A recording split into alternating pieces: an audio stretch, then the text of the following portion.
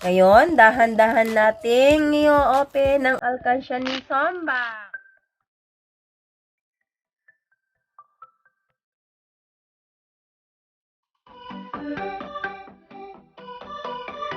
So, mga kabeshi, nakikita nyo ano ba ito? Ayan. So, ipapakita lang ni Sombax. Ano ba ito? Yan. Ang aking munting alkansya. Actually, siguro 3 times ko na siyang napuno ito. Yan. Yung mga sobra-sobra. So, ngayon titignan natin kung ano ba, magkano bang laman nito mga kabeshi. So, bilang isang OFW, kailangan magsisavings din kayo through this alkansya. Yan. Ito yung small vault ko. Yan. Merong small vault si Sombax. Ngayon, dahan-dahan nating i-open ang alkansya ni Sombax. Ayan. Diba? Kita nyo?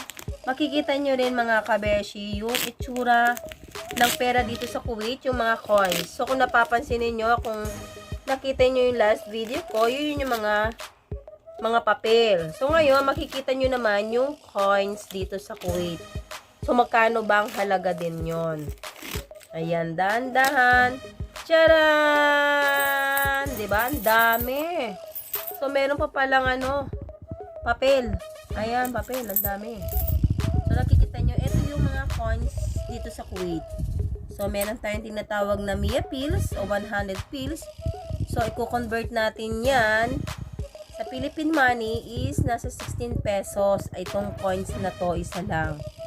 Ito naman yung 50 pills. Ayan, 50 pills o kamsin pills na tinatawag. Pag i-convert naman siya, kalahati ng 16, edi 8 pesos. Meron din silang 20 pills. Ayan. So, magkano ba yung 20 pills? Siguro mga 5 pesos. Biruin nyo, 5 pesos. Honestly speaking, tinatapon lang to mga kabeshi sa kalsada.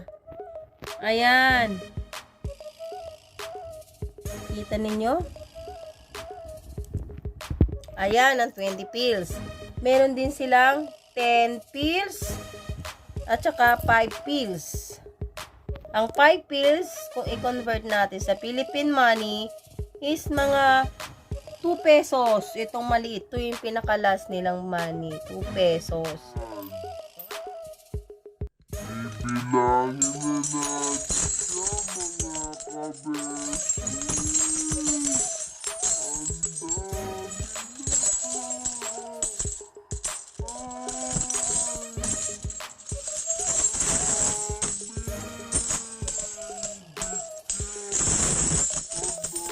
Robyo! COVID! Ano yan? Ang daming COVID. Galing sa iba't ibang kamay.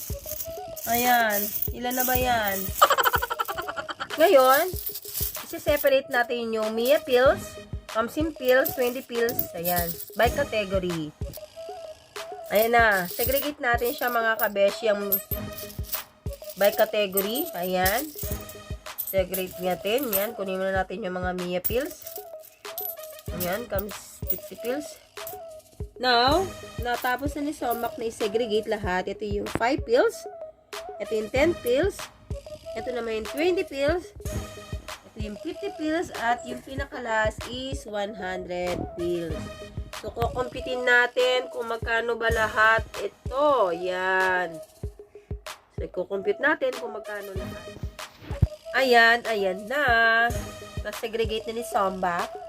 Yung sa 100 pills, 50 pills, sa 20 pills, and 10 pills, and Sa 100 pills, ang na-income ni Sombax is 7 dinar. Yan. And then, sa 50 pills, at 1, 2, 3, 4, 5, 6, 7. 7 dinar also. The rest, 1, 2, 3, 4, 5, 6, 7. 7 dinar. Dito is 1 dinar and 1 dinar. Kapag 1 dinar, equivalent of 170 pesos. So, ang total lahat na income ni Sombax, yan, yung mga sobrang coins ni Sombax, ay umabot ng 23 dinar. So, kung i-convert natin sa Philippine money is 3,000 900 pesos. Ayan. So, malaking bagay na yan mga kabesi. Yan lang ibinahagi ni Sombax kung paano ba makapag-impok ng pakonti-konti kapag may mga sobra kayong coins. Ilagay nyo lang sa munting alkansya nyo. Huwag nyo lang itatapon kasi sayang naman. So, yung iba dyan, napulot ko sa kalsada. Yan. Yung ibang mga 10 pills, 20 pills, pinulot lang ni Sombax sa kalsada kasi kung minsan may napupulot ako sa kalsada. Ayan. So, yun lang binahagi ni Sombax na may natutunan kayo. Kahit na OFW kayo, kailangan marunong din kayong mag-impok at huwag baliwalayin ng mga coins na nasa daan. Dahil kapag naipon niya, napakalaking halaga din kung ating susumain mga kabeshi. Ayan. So, don't forget to subscribe again. Bye-bye. God bless you all. Masalamat.